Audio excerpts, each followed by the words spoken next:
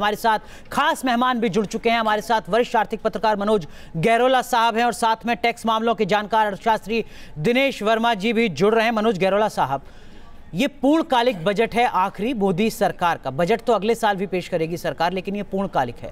राजनीतिक लिहाज से इस बजट का क्या कुछ मतलब? देखिए, ऐसा है कि किसी भी सरकार का जो आखिरी बजट होता है, उस बजट में उस सरकार की कोशिश होती है कि वो वोट बैंक को ज़्यादा से ज़्यादा अट्रैक्ट करे। तो नेचुरली इस सरकार की भी कोशिश यही होगी। अगर हम देखें आज की डेट में कि अलग अलग वोट बैंक क्या है, एक बहुत बड़ा वोट बैंक है मिडिल क्लास का। तो मिडिल क्लास की उम्मीदें ये होगी कि उनको टैक्स में कुछ राहत मिले। उसी तरीके से जो ग्रामीण क्षेत्र में एक बहुत बड़ा वोट बैंक है। और आप देखेंगे कि अभी जो गुजरात का इलेक्शन हुआ, उसमें एनडीए को ग्रामीण क्षेत्र से वोट कंपैरेटिवली कम मिले हैं। तो इस बजट में इस बात की उम्मीद है कि ग्रामीण क्षेत्रों के लिए सरकार काफ़ी ज़्यादा काम करेगी।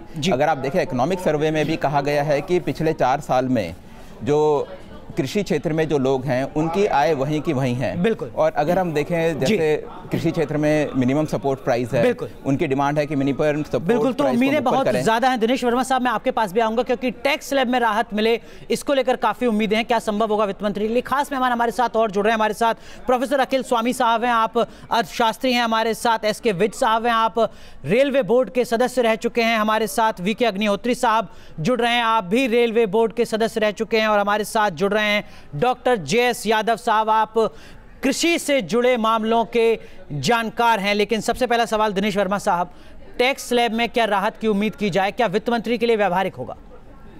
देखिए, अभी ये डिपेंड करता है कि फिस्कल डेफिसिट की क्या फिगर्स अभी सामने आती हैं, क्योंकि एक बड़ी टिपिकल सी सिचुएशन है, बड़ी टाइट रोप वॉक रहेगी वित्त मंत्री के लिए। अब समस्या यह है कि उसमें कुछ बहुत ज़्यादा उम्मीद हम नहीं रख रहे हैं जी। जो हो सकता है कि थोड़ा बहुत, क्योंकि निचले वाले स्लैब के अंदर जो रेट अभी भी 5% है, तो उसमें समस्या ये रहेगी कि शायद थोड़ा सा ये कहीं स्लैब में टिंकरिंग की संभावना है कि 5 लाख से बढ़ा के कुछ थोड़ा सा ऊपर कर दिया जाए, या कुछ संभावना, क्योंकि गवर्नमेंट को कुछ लॉन्ग टर्म पैसे की आवश्यकता है इन्वेस्टमेंट्स के लिए जी। तो हो सकता है कि एटीसी में कुछ थोड़ी राहत दे दी जाए, राहत की उम्मीद। ठीक है, तो आप कह रहे हैं कि टैक्स स्लैब में थोड़ी बहुत बदलाव हो सकते हैं और एटीसी में कुछ राहत मिल सकती है। हमारे साथ एसके विज साहब हैं, आप रेलवे बोर्ड के सदस्य रहे हैं। एसके विज साहब, हमारे देश में 2.25 करोड़ रेल यात्री हर दिन सफर करते हैं। रेल बजट अब आम बजट का हिस्सा है। रेलवे को लेकर किस तरीके की उम्मीद की जाए व्यवहारिक लिहाज से? नहीं, जो पब्लिक की जो इच्छाएं हैं वो तो हैं कि एमिनिटीज़ बढ़े, सेफ्टी इम्प्रूव हो, और रेलवे की जो सर्विसेज हैं ऑन बोर्ड, जैसे केटरिंग है पर्टिकुलरली, इन चीज़ों में भी सुधार हो जी। और इन सब चीज़ों को करने के लिए काफ़ी कार्रवाई हो रही है। पैसेंजर इंफॉर्मेशन सिस्टम में भी बहुत कार्रवाई हुई है, और ऑन बोर्ड क्लीनिंग को लोग लाइक करते हैं। बायो टॉयलेट्स का एक टारगेट है इस साल के एंड तक पूरा ट्रेनों में करने का, पर इम्पोर्टेंट ट्रेनों में ये चीज़ें हो जाएं। बिल्कुल। और लेकिन फिर अब ट्रेन सेट भी मैन्युफैक्चर करने शुरू कर दिए हैं जी, जिनसे मोबिलिटी और इम्प्रूव होगी। लेकिन इन सब के बीच वीके अग्निहोत्री साहब, रेलवे से जुड़ा एक बुनियादी सवाल ये भी है कि इसके लिए, ये सब कुछ करने के लिए बहुत ज़्यादा पैसे की ज़रूरत है। सरकार ने पिछले बजट में 55,000 करोड़ रुपए के आसपास की मदद दी थी रेल मंत्रालय को, जो अब तक का सबसे ज़्यादा था 1,30,000 करोड़ के रेल बजट में। क्या इस बार उम्मीदें कहीं ज़्यादा की जाएँ? जो प्लानिंग हम लोगों को पता है वो ये है कि अब इस बार 1 लाख करोड़ मिलेगा जी, 50,000 के बजाय, यानी लगभग दुगना। लेकिन सवाल ये पैदा होता है कि इस दुगने में से कितना पैसा सरकार का होगा और कितना प्राइवेट होगा जी। क्योंकि प्राइवेट पैसे को लगाने की बात बहुत ज़ोरों से चलती रहती है, लेकिन प्राइवेट आदमी का पर्स अभी तक खुलवा नहीं पाई है गवर्नमेंट। ये तो मौजूदा सरकार नहीं साहब, पिछले सरकार के समय भी ममता बनर्जी ने जो अपना विजन डॉक्यूमेंट पेश किया था, उसमें भी उन्होंने कहा था कि 8 लाख करोड़ की जरूरत है, 65% हम निजी निवेश से लाएंगे, नहीं आ पाया। हाँ, तो निजी निवेश को पकड़ने के लिए कुछ तो तब्दीलियां करनी पड़ेगी, क्योंकि कोई भी निजी आदमी अपना घाटा करके तो पैसा नहीं लगाएगा जी। बिल्कुल, तो आप करें उस तरीके का माहौल भी बनाना होगा, उस तरीके का संदेश भी देना होगा। डॉक्टर जेएस यादव, हमारे देश की अर्थव्यवस्था गाँव पर टिकी है, 70% आबादी गाँव में है। किसानों के लिए किस तरीके की उम्मीद की जाए, ये मैं आपसे समझना चाहूँगा। देखिए, जहाँ तक उम्मीद लगाने की बात है, सबसे ज़्यादा उम्मीदें इसी सेक्टर के लोगों को है। क्योंकि सबसे ज़्यादा स्ट्रेस में यही सेक्टर है और सबसे ज़्यादा अनएम्प्लॉयमेंट भी यहीं है, सब यूथ यहीं है, इकॉनमी इसी पर डिपेंडेंट है, उम्मीदें यहीं हैं जी। लेकिन मुझे 1 घंटे बाद ऐसा लग रहा है, मुझे मेरी आशाओं के 50% भी शायद अनुरूप नहीं उतरेगी। चलिए, तो आपको उम्मीदें बहुत कम हैं, लेकिन इस बीच हमारे सहयोगी विशाल चंडीगढ़ से हमारे साथ जुड़ रहे हैं। विशाल, चंडीगढ़ के लोग किस तरीके की उम्मीद कर रहे हैं वित्त मंत्री से इस बजट में? जी बिल्कुल, हर किसी को आज का जो बजट पेश होना है, हर किसी को उम्मीद है। लेकिन अगर हम बात करें खासकर पंजाब की, तो पंजाब में किसान सबसे बड़ा दबका है और जिसे अन्नदाता भी कहा जाता है। अन्नदाता किस तरह का है, क्या उम्मीद है इस बजट से? हमारे साथ किसान भाई यहाँ पर जुड़े हैं, उनसे जानेंगे आज बजट पेश होने जा रहा है, किस तरह की उम्मीद है? देखिए सर, जब मोदी जी आए थे तो अच्छे दिन आने वाले का नारा लेके आए थे, मगर हम किसानों के अच्छे दिन अभी तक नहीं आए हैं। हमारी फसलें अच्छे रेट से नहीं खरीदी जाती, किसान आत्महत्या के लिए मजबूर हो रहा है। तो हम मोदी जी से अपील करते हैं कुछ ऐसा प्रावधान करें जिससे किसानों के अच्छे दिन आए। क्या उम्मीद है सर? आज बजट पेश होने जा रहा है, अरुण जेटली बजट पेश करने जा रहे हैं, करीब 1 घंटा बचा हुआ है अब। बजट तो देखो ये अच्छा ही होना चाहिए, बजट तो अच्छा होना चाहिए, लेकिन जब सरकार वादे करती है बनने से पहले, चाहे मोदी साहब है चाहे कोई है, वो उस टाइम तो बोलते हैं हम ये करेंगे वो करेंगे, लेकिन बाद में कुछ नहीं होता। डीजल है, चाहे ये कर्ज माफ़ी का मामला है, इसमें मैंने खुद लोन लिया था, 3 किस्तें भरी, 3 लाख रुपया लिया था, जिसमें से मेरा 50,000 कटा, 40,000 मेरे को फ्री में अपने पल्ले से देना पड़ा। इतना लोन नहीं होता जितना उसका ब्याज होता है।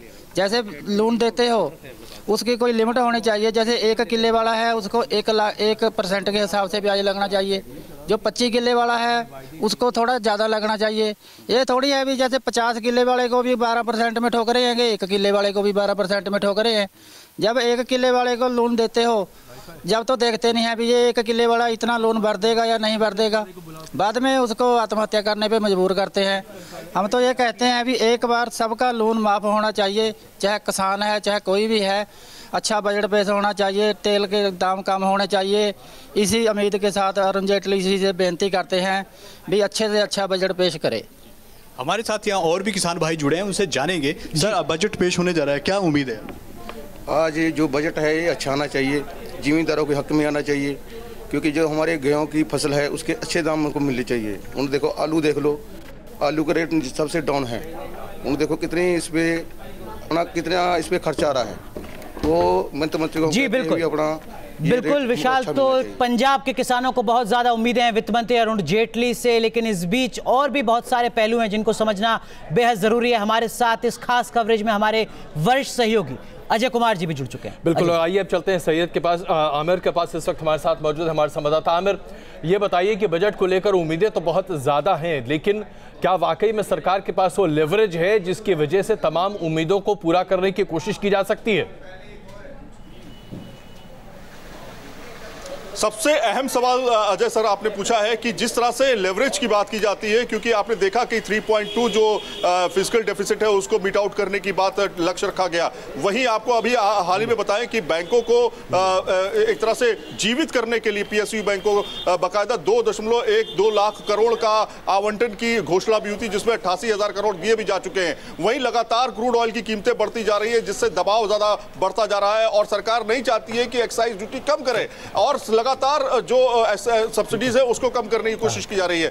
सरकार कोशिश कर रही है, लेकिन वो जो रास्ता है निकलने का कि आमदनी भी अच्छी हो, खर्चे भी हम बेहतर तरीके से कर पाए, वो बहुत मुश्किल लग रहा है। इस बीच में हमारे साथ में कुछ आम जनता भी है जो कि जानना चाहती है कि इस बार क्या होगा। आपको क्या उम्मीदें हैं इस बार बजट से? इस बार ये बजट से अरुण जेटली साहब फाइनेंस मिनिस्टर से हमारा उम्मीद है कि ये फार्मर्स की बहुत सुसाइड हो रही है देश में, फार्मर्स के वेलफेयर के लिए, फार्मर के वेलफेयर के लिए आपको क्या उम्मीदें हैं? क्या उम्मीदें? जेटली साहब से अच्छी उम्मीद है कि बजट अच्छा पेश करेंगे।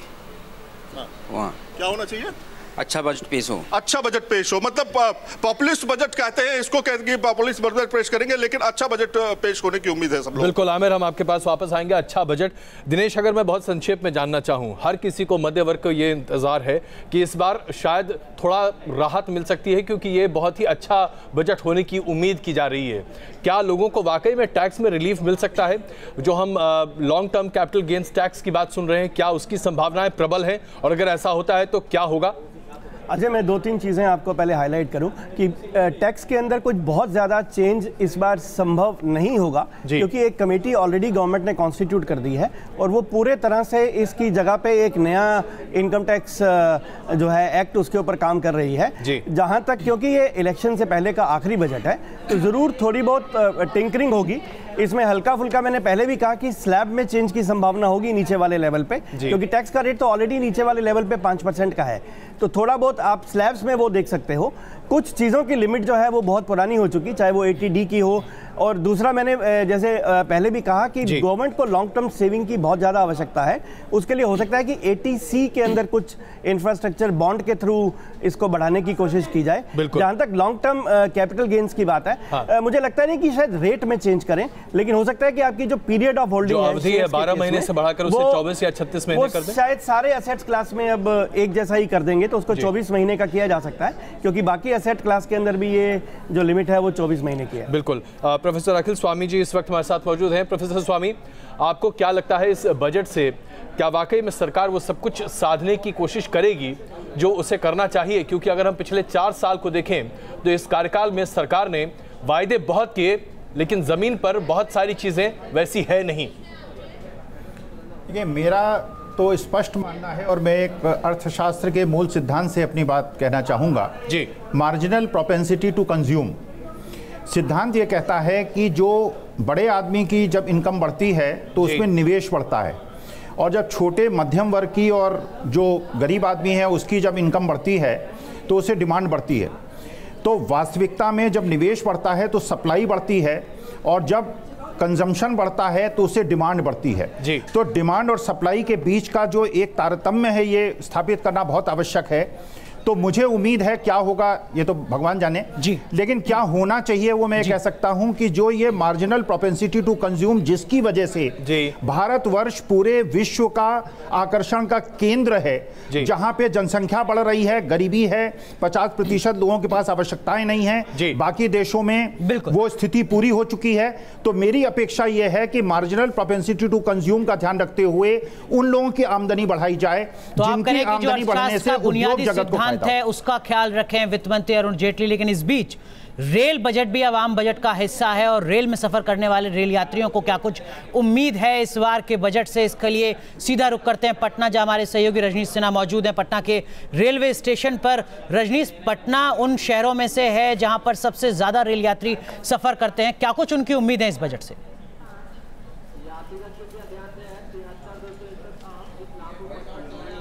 देखिए, इस बार बिहार को बहुत सारी उम्मीदें हैं, खास करके जो रेल बजट आ रहा है। सबसे पहले आपको हम तस्वीर भी दिखाते हैं। पटना स्टेशन का स्वरूप बहुत हद तक बदल चुका है पहले से, और यही कारण है कि अब बदले हुए वक्त के साथ लोगों की उम्मीद भी बढ़ते जा रही है। चूंकि रेल बजट आ जा रहा है, क्या उम्मीद कर सकते हैं, क्या चाहिए, क्या चाहते हैं रेल में, क्या कितनी सुरक्षा जरूरी है मैडम रेल में, ट्रेन में? क्या बोले, बहुत सारी सुरक्षा चाहिए। मतलब हम लोगों को, मतलब सेफ्टी के लिए हम लोगों के कुछ करना चाहिए।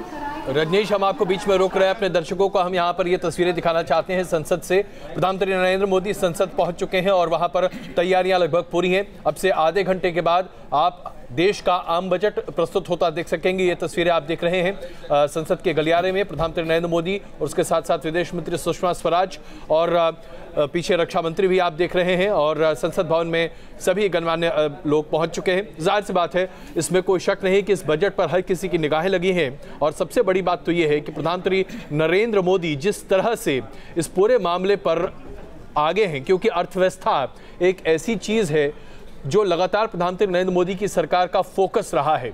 आम आदमी तक पैसा पहुंचाना, सरकार की उपलब्धियों को पहुंचाना, सरकार के हाथ को पहुंचाना, इसके लिए अलग अलग स्कीम्स का आयोजन किया गया। चाहे आप उज्ज्वला की बात करें, आप मुद्रा योजना की बात करें, तरह तरह की योजनाएं हैं। इसके साथ साथ रोजगार, जो कि आज हिंदुस्तान की सबसे बड़ी जरूरत है, जो कि 2013 में प्रधानमंत्री नरेंद्र मोदी के लिए सबसे बड़ी बात थी, उस पर यह सरकार कितनी खरी उतरती दिखती है और बजट से उससे क्या फायदा या नुकसान होता दिखता है, ये तमाम मुद्दे हैं जिस पर हम लगातार बने रहेंगे।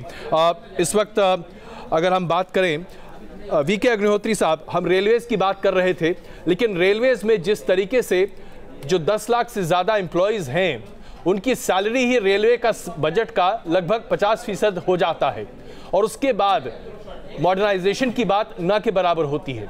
रेल हादसों की बात करें तो ऐसा लगता है जैसे कि हमारी पटरियां ओवर यूटिलाइज्ड हैं। तो आखिरकार हम रेलवे के साथ कर क्या रहे हैं? ऐसा है कि रेलवे के रेवेन्यू के खर्चे और कैपिटल के खर्चे के लिए तो नए तरीके निकाले गए हैं जी। उसमें एक तो LIC से पैसा लेने का प्रावधान सर, है। मैं क्षमा चाहता हूं, आपको बीच में रोक रहा हूं, लेकिन ये अभी आपको तस्वीरें हम दिखा रहे हैं। ये बजट की कॉपी है जो कि संसद भवन पहुंच चुकी है और अभी उसकी सुरक्षा का पूरा इंतजाम है। तो बजट का दस्तावेज संसद भवन परिसर में पहुंच चुका है और ये बजट का दस्तावेज जो दरअसल में तैयार होता है उसकी अपनी एक पूरी प्रक्रिया है जो काफी लंबे समय तक चलती है कड़ी सुरक्षा के बीच, और उसी कड़ी सुरक्षा के बीच ये दस्तावेज संसद भवन परिसर में पहुंचते हैं। और इस वक्त भी जो आप तस्वीरें देख रहे हैं, दरअसल में उस तमाम दस्तावेजों की सुरक्षा जांच की जा रही है और इस जांच के बाद ये दस्तावेज संसद भवन के भीतर पहुंचेंगे। जो बजट भाषण और उसके साथ की तमाम चीजें हैं जिसमें सरकार की कमाई कहां से होगी, सरकार खर्च कहां करेगी, इस बजट की खास बातें क्या हैं, इस तरीके की अलग अलग कई बुकलेट होती हैं वित्त मंत्री के बजट भाषण के साथ साथ इस दस्तावेज में, और वो सारे दस्तावेज दिए जाएंगे तमाम सांसदों को वित्त मंत्री के बजट भाषण के पूरा हो जाने के बाद। और वही दस्तावेज इस वक्त संसद भवन परिसर में पहुंच चुके हैं कड़ी सुरक्षा के बीच। विद साहब, आप अपनी बात पूरी करें प्लीज।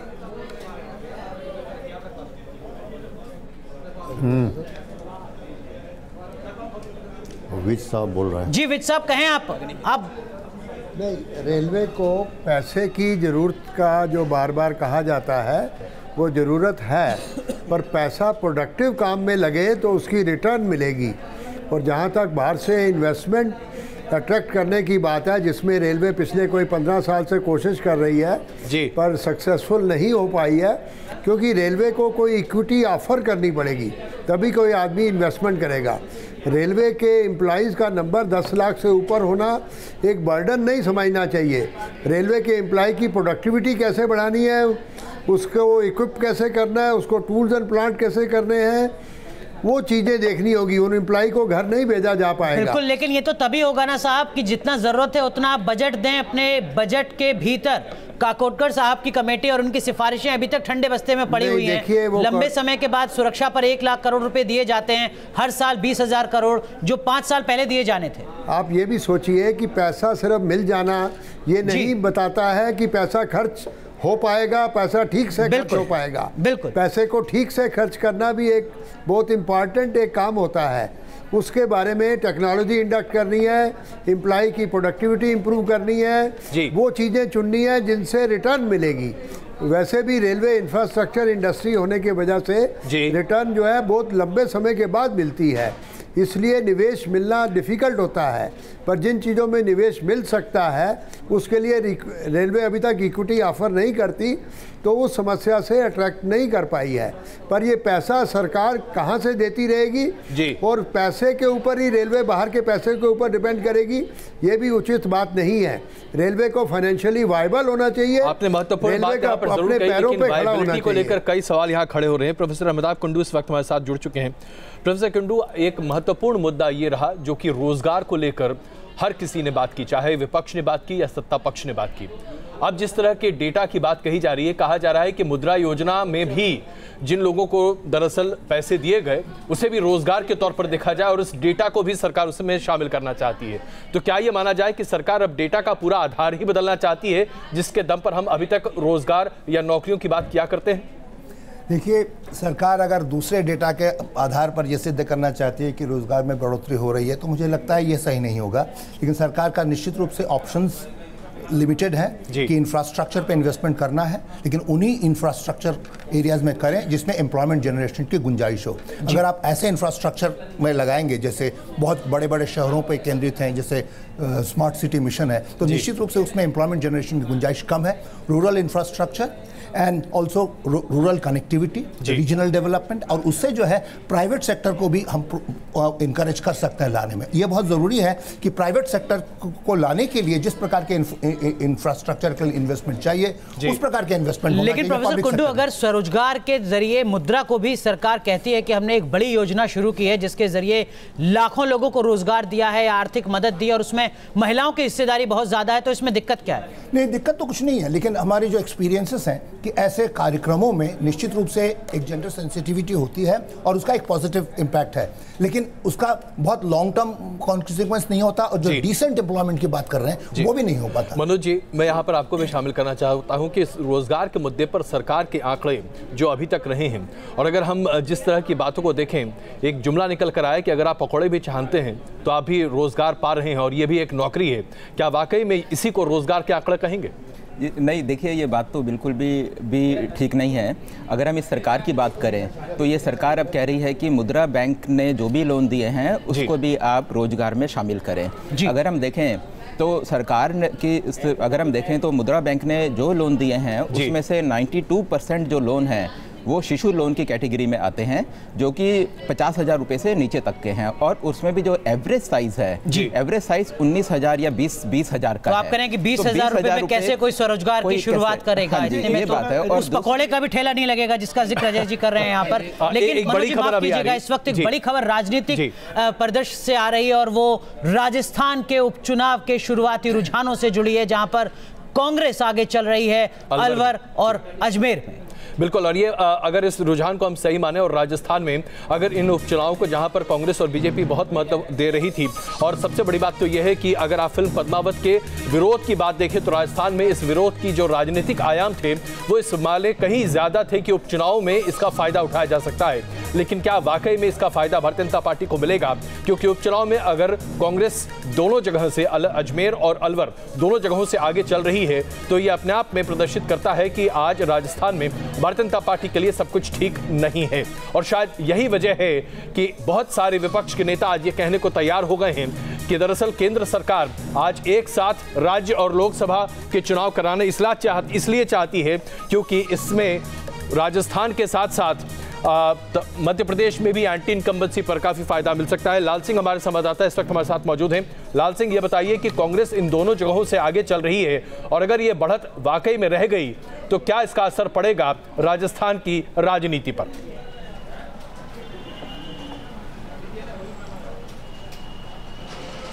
देखिए, बिल्कुल बहुत बड़ा असर इसका पड़ने वाला है, क्योंकि 2 लोकसभा क्षेत्र हैं कहने को ये, लेकिन अहम लोकसभा क्षेत्र है अजमेर का और अलवर का, और इसमें 16 विधानसभा क्षेत्र आती हैं। अलवर चूंकि पीसीसी सचिन पायलट का क्षेत्र रहा है, अजमेर भाजपा का गढ़ माना जाता है, इस लिहाज से अगर अजमेर को खोती है भाजपा और अलवर को भी खोती है भाजपा, तो निश्चित रूप से आने वाले विधानसभा चुनाव के लिए एक ऐसा संकेत जाएगा भाजपा के लिए जो उसको मंथन और चिंतन करने के लिए बाध्य करेगा। और साथ ही जनता में जो एंटी इनकम्बेंसी का भाव चल रहा है, साथ ही जो भाजपा को लेकर लोगों में नाराजगी है, वो कहीं ना कहीं खुलकर 2014 में राजस्थान में जिस तरीके का क्लीन स्वीप दिखा था भारतीय जनता पार्टी के लिए, ये उपचुनाव राजस्थान के झटका हैं बीजेपी के लिए। बहुत बहुत शुक्रिया लाल सिंह फौजदार हमारे साथ जुड़ने के लिए। लेकिन इस बीच सबसे बड़ी खबर, और सबको इंतजार बजट का है, वित्त मंत्री के भाषण का है। न्यूज नेशन लगातार इस बड़ी खबर पर बना हुआ है महाकवरेज के साथ। खास मेहमान हमारे साथ बने हुए डॉक्टर JS यादव साहब। अगर हम किसानों की बात करते हैं, पिछले बजट में कृषि कर्ज के तौर पर 10 लाख करोड़ रुपए का ऐलान किया था वित्त मंत्री ने, जो अब तक का सबसे ज्यादा था। किस तरीके से आप देखते हैं इस पहल को और इससे जुड़ी बाकी तमाम पहलों को, जिसका जिक्र लगातार एक के बाद एक पिछले 2-3 बजटों से होता आया है? क्या आपको लगता है वाकई खेती अब फायदे का सौदा बनती जा रही है मोदी सरकार में? देखिए, जहाँ तक लोन वेवर का सवाल है ये अलग है, और सब्सिडी देना इंटरेस्ट की 2 अलग बातें हैं।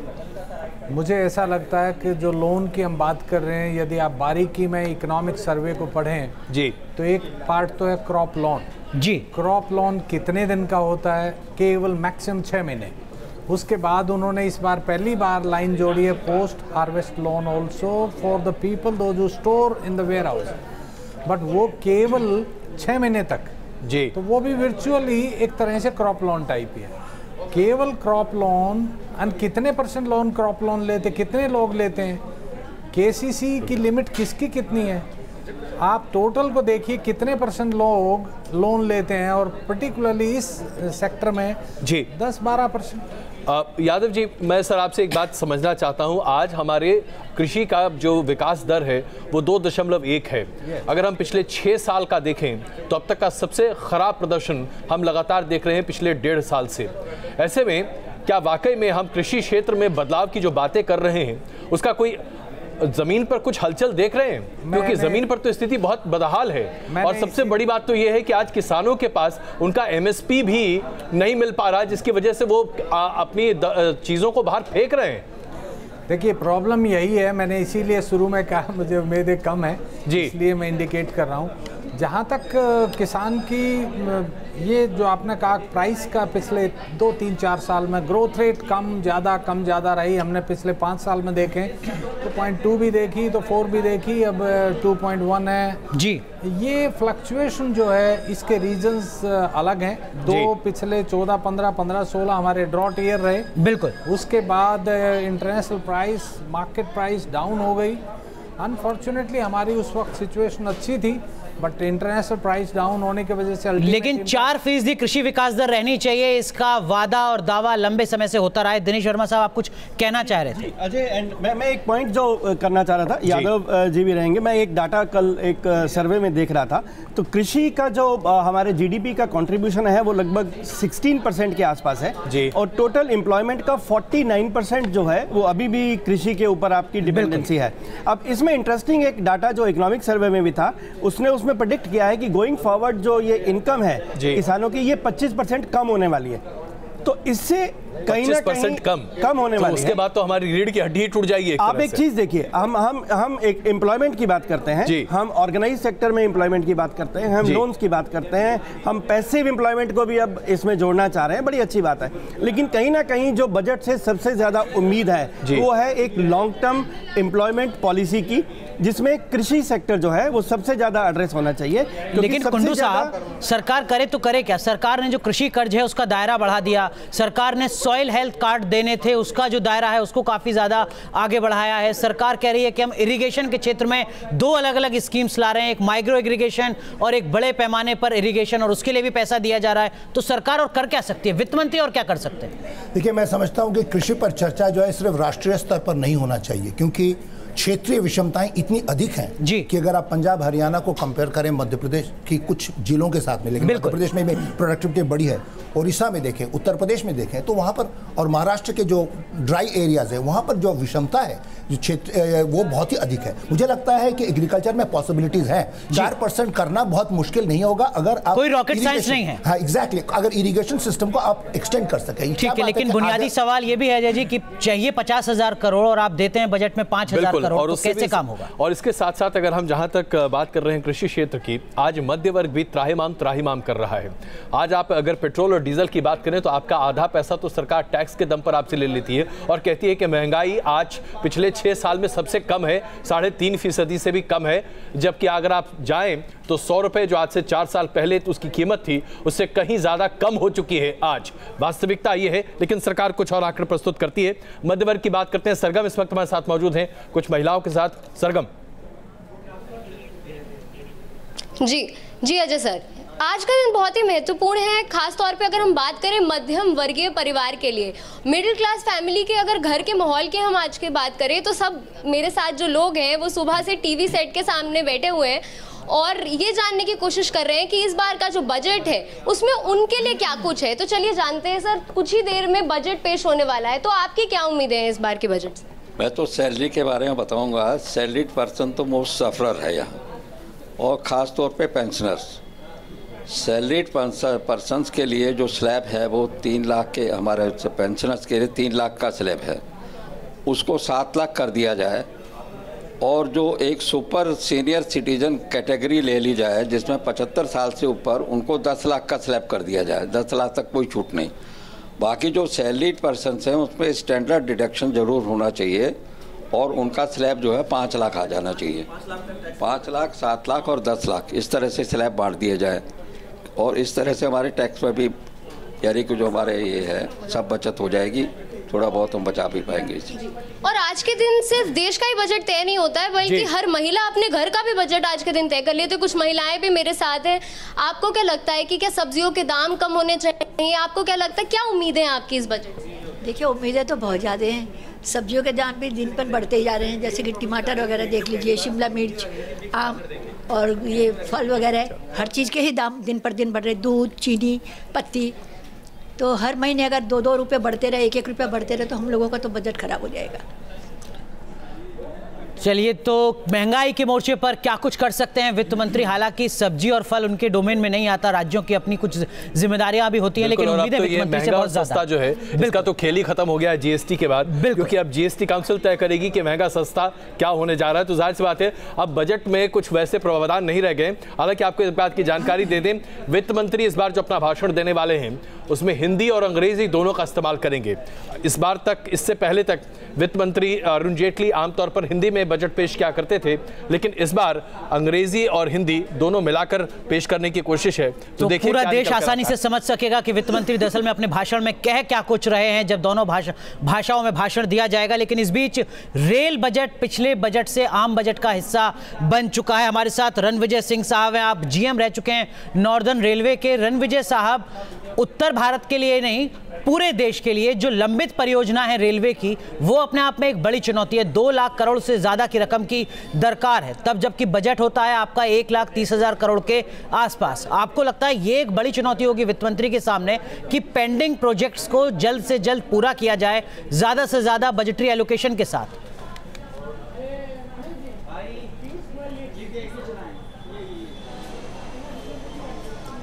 देखिए, पहली चीज़ तो मैं पूर्वोत्तर रेलवे का मुख्य परिचालन प्रबंधक रहा हूं, और दूसरी चीज़ ये है कि जितने जो प्रोजेक्ट्स हैं रेलवे के जी, उसमें अधिकांश प्रोजेक्ट्स ऐसे हैं जिनका कि वास्तव में ना तो सामाजिक ना ही आर्थिक कोई उपादेयता है जिनकी, तो उनको अलग करना होगा।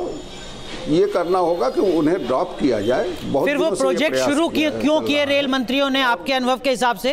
प्रोजेक्ट्स है जो आर्थिक, वो प्रोजेक्ट शुरू ही क्यों हुए रेल मंत्रियों के द्वारा आपके अनुभव के हिसाब से? उसका राजनीतिक कारण थे, उनके राजनीतिक कारण थे, उनके कारण राजनीतिक थे। उनके कारण जो है न तो रेल के हित से संबंधित थे और न ही समाज के हित से संबंधित थे, वो आर्थिक हित से नहीं संबंधित थे। आपने बहुत महत्वपूर्ण बात यहाँ पर कही रणविजय जी, और यही बात दरअसल आज हम अपने तमाम विशेषज्ञों के सामने रखना चाहते हैं। बजट दरअसल एक सरकार का इंटेंट है, और दरअसल आप प्रस्तुत करना चाहते हैं कि आप अपने देश की अर्थव्यवस्था को किस तरह लेकर चलते हैं, लेकिन चुनावी साल के हिसाब से इसका राजनीतिक पहलू कहीं ज़्यादा बढ़ जाता है।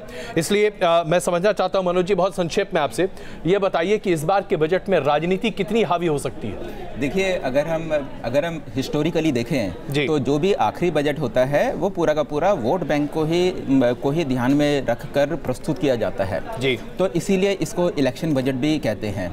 तो जब ये बजट बनाया होगा तो वित्त मंत्री ने ध्यान दिया होगा कि हमारे डिफरेंट वोट बैंक्स क्या हैं, मिडिल क्लास को हम कैसे अट्रैक्ट करें, ग्रामीण क्षेत्र में जो लोग हैं उनको कैसे हम अट्रैक्ट करें, रोजगार आज की डेट में एक बहुत बड़ी समस्या है, तो किस तरीके से हम रोजगार ज़्यादा दें ताकि जो यूथ हैं वो हमारी तरफ अट्रैक्ट हो सकें।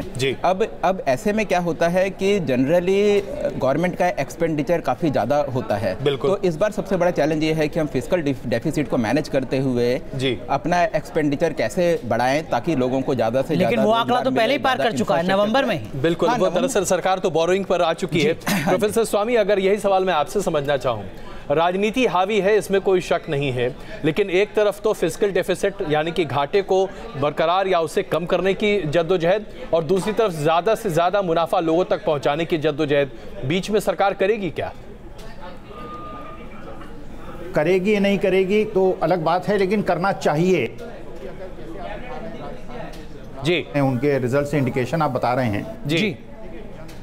जो अपेक्षाएं हैं उनका ध्यान तो किसी भी सरकार को रखना होगा, और ये भी सही बात है जो मध्यम वर्ग है और निम्न वर्ग है, जो सबसे ज़्यादा उसकी संख्या भी है और उसकी अपेक्षाएं भी हैं और उसका जो जीवन यापन है वो बजट पे डिपेंडेंट है, उसका ध्यान तो बिल्कुल मुझे आशा है कि सरकार रखेगी। बिल्कुल। प्रोफेसर कुंडू, अब सवाल ये है कि जहां आशाएं इतनी ज़्यादा हैं और जहां ये सरकार सत्ता संभालने के साथ ही कहती रही कि हम पॉलिसी डिसीजंस बड़े पैमाने पर लेने जा रहे हैं, बड़े फेरबदल करने जा रहे हैं, तो आज ये मौका बनता है कि हम आकलन करें कि क्या मोदी सरकार ने वाकई में मनमोहन सरकार के मुकाबले पॉलिसी डिसीजंस में बहुत बड़े आयाम जोड़े हैं अर्थव्यवस्था में? देखिए, प्रजातंत्र में तो चुनाव होते रहेंगे और चुनावी मुद्दे भी आएंगे और वोट बैंक पॉलिटिक्स तो निश्चित रूप से एक एसेंशियल पार्ट ऑफ डेमोक्रेसी है। लेकिन अगर वाकई प्रजातंत्र के डेमोक्रेसी को ध्यान में रखते हुए जो लार्ज सेक्शंस ऑफ वोटर्स हैं उनके इंटरेस्ट में अगर बजट होता है तो उसमें मुझे कोई परेशानी नहीं, कोई दिक्कत नहीं। लेकिन अगर मध्यम वर्ग के जो वोकल कैटेगरीज है उनको एड्रेस करते हुए अगर बजट बनता है तो निश्चित रूप से हम उसको कहेंगे कि अपीसमेंट की पॉलिटिक्स है और इलेक्टोरल। मुझे लगता है कि प्रजातंत्र के यही अच्छी बात तो है। आप कह रहे हैं कि गरीब की बात हो, नौकरी पेशा की बात ना हो। मुझे लगता है नौकरी पेशा और गरीबी तब तो हमारे टेलीविजन देखने वाले सारे दर्शक कहेंगे बंद करो यार, इसके बाद तो कुछ फायदा ही नहीं है। लेकिन सुनिए, मध्यम वर्ग का ये जो डिमांड है कि इनकम स्लैब को बढ़ाना चाहिए, 2.5 लाख से 4 लाख कर दीजिए, 4 लाख से 7 लाख कर दीजिए, मुझे लगता है इसकी जगह अगर हम सीनियर सिटीजन्स के लिए मेडिकल एक्सपेंडिचर्स के उसके लिमिट बढ़ाएं, वो भी एक मांग है सर। हाउसिंग का जो इंटरेस्ट रेट है उसके जो एग्जम्पशन मिलता है उसको बढ़ाना चाहिए। इनकम स्लैब को बढ़ाना मुझे लगता है थोड़ा पॉपुलिस्ट होगा। आइए चलते हैं दीपक के पास। दीपक, दिल्ली वालों की क्या मांग है, क्योंकि आखिरकार ये बजट दिल्ली में प्रस्तुत किया जा रहा है? जी देखिए, मेरे साथ अजय जी इस वक्त व्यापारी भी हैं, होटल इंडस्ट्री से जुड़े हुए लोग भी हैं और वकील भी हैं। उन सबसे बातचीत करने की कोशिश करके क्या एक्सपेक्टेशन उनकी बजट को लेकर है। पहले मैं गुप्ता जी से बात करूंगा जो कि होटल इंडस्ट्री से भी आते हैं और व्यापारी मंडल से भी आते हैं। गुप्ता जी, ये बताइए कि आपको क्या एक्सपेक्टेशन है, क्या आप चाहते हैं कि जो टैक्स है उसमें छूट हो, या जिस तरीके से खुदरा व्यापार में जिस तरीके से विदेशी निवेश को मंजूरी दी गई है उसको किस तरीके से आप लेते हैं, और FDI जिस तरह मुद्दे हैं और GST जैसे मुद्दे हैं उसको किस तरीके से देखते हैं? देखिए, इसका सिंपल एक सीधा सा एक जवाब है कि सरलीकरण। GST है या टैक्स है, इसका सरलीकरण होना चाहिए, क्योंकि आज की डेट में जैसे जैसे समय बदल रहा है तो कुछ बोझ तो बढ़ेंगे। देश तरक्की की तरफ जा रहा है तो बोझ भी बढ़ेंगे। लेकिन ये एक तरीके से अंतिम बजट है इस सरकार का, इस टर्म का, तो इससे बहुत ज़्यादा उम्मीदें हैं। उसके अंदर सबसे बड़ी उम्मीद तो आम पब्लिक को ये है कि जो स्लैब है वो कम से कम 5 लाख रुपए तक का होना चाहिए। स्लैब 5 लाख तक का होना चाहिए। सर्विसमैन भी हमारे साथ मौजूद हैं। एक नौकरी पेशा आदमी क्या उम्मीद रखता है इस बजट से, अगर बात की जाए? इस बार मोदी के बजट से सर्विस क्लास को बहुत उम्मीद है, क्योंकि आने वाले समय में सर्विस क्लास मोदी जी के बजट से हमेशा खुश रहा है इन 4 सालों में, और इस बार भी बहुत ज़्यादा उम्मीद है। हम आशा करते हैं कि दीपक, मोदी चाहता हूं आपसे बीच में ज़रा हम आपसे बात से निकल रहे हैं, लेकिन ज़रा दिनेश, हर कोई ये कह रहा है कि स्लैब में चेंज होना चाहिए, इनकम में ये होना चाहिए, मध्य वर्ग बड़ा खुश रहा है मोदी सरकार से। लेकिन अगर मूलतः बात करें तो 2013 के बजट के मुकाबले आज 2018 का बजट कितना बड़ा फ़र्क हम देख रहे हैं। बजट के साइज़ को छोड़ दीजिए, लेकिन बाकी सुविधाओं को लेकर नहीं, जहाँ तक आप टैक्स की बात कर रहे हैं अजय, तो कोई बहुत ज़्यादा चेंजेस नहीं आए थे। इसके अलावा सिर्फ एक जो चेंज आया था कि आपने 50 करोड़ तक की जो कंपनीज़ हैं उनके लिए आपने टैक्स घटा के 25% कर दिया, और एक जो बेसिक हमारा फर्स्ट स्लैब होता था उसमें आपने टैक्स 5% कर दिया। देखो, गवर्नमेंट का एक थ्रस्ट जो रहा है वो ब्लैक मनी भी रहा है जी। तो उसमें ब्लैक मनी में हम सैलरी वालों की बात नहीं कर रहे हैं, बट एक बहुत बड़ा तबका है जो बिजनेस तो बहुत बड़े बड़े करते थे बट जो रिटर्न्स बहुत छोटी छोटी फाइल किया करते थे। तो गवर्नमेंट शायद जो मिनिमम स्लैब का वो है वो दायरा तो किसी हालत में वो करेगी नहीं, क्योंकि उससे अगर आप 2.5 से 3 लाख भी कर देते हैं तो उससे लगभग 60, 70, 80, 90 लाख। लेकिन दिनेश जी, बुनियादी सवाल ये हो सकता है कि नोटबंदी के बाद, GST के बाद अगर आपका टैक्स कलेक्शन का बेस बढ़ गया है, यानी आपकी कमाई बढ़ रही है, तो आप टैक्स स्लैब में राहत क्यों नहीं दे सकते? मैं उसी बात पे आ रहा था कि वो आपका मिनिमम स्लैब कहीं पे चेंज करके गवर्नमेंट उन लोगों को लेट गो या फ्री नहीं करेगी। गवर्नमेंट उस स्लैब को बढ़ा सकती है, बट गवर्नमेंट का एंडेवर ये रहेगा कि वो लोग कहीं ना कहीं अपनी फाइलिंग करते रहें ताकि गवर्नमेंट उनके ऊपर नजर रखे। बिल्कुल, मतलब अगर आप नीचे के स्लैब को हटा देते हैं तो जो लोग 3-3.5 लाख की रिटर्न भरते हैं वो रिटर्न भरना बंद कर देंगे, तो आप उनकी जो खर्चे हैं और वो सारी चीजों को कोरिलेट करने का जो एम था गवर्नमेंट का, वो आप नहीं कर पाएंगे। बिल्कुल, हम मुंबई चलेंगे विकास के पास, लेकिन उससे पहले मनोज, मैं एक छोटा सा जवाब आपसे चाहूंगा सिर्फ इस बात के लिए।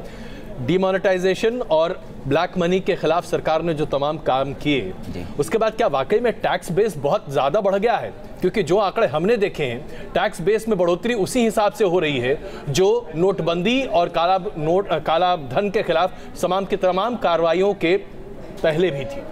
देखिए, ऐसा है कि टैक्स की जैसे सरकार का कहना है कि जो टोटल टैक्स कलेक्शन है उसमें बढ़ोतरी 14% पर मंथ के हिसाब से, मतलब 14% हो रही है जी। तो वो मेरे ख्याल से पहले से थोड़ा तो ऊपर गया है, क्योंकि डिमोनेटाइजेशन के बाद काफ़ी सारे लोग टैक्स के दायरे में आ गए हैं। लेकिन अभी भी एक बात तो बिल्कुल साफ है कि सिर्फ 4% लोग ही इनकम टैक्स रिटर्न फाइल करते हैं और उसमें से सिर्फ आधे लोग ही इनकम टैक्स देते हैं।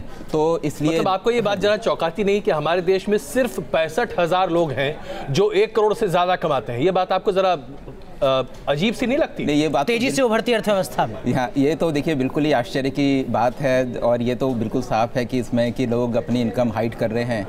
और ये तो, लेकिन साथ ही अगर आपने एक और देखा होगा कि 1% पॉपुलेशन की जो 1% लोगों के हाथ में 73% इंडिया की वेल्थ है, तो ये भी एक फैक्टर है कि हमारे यहाँ जो वेल्थ है वो बहुत ही कम लोगों के हाथ में। बिल्कुल, आइए जरा चलते हैं विकास के पास, मुंबई।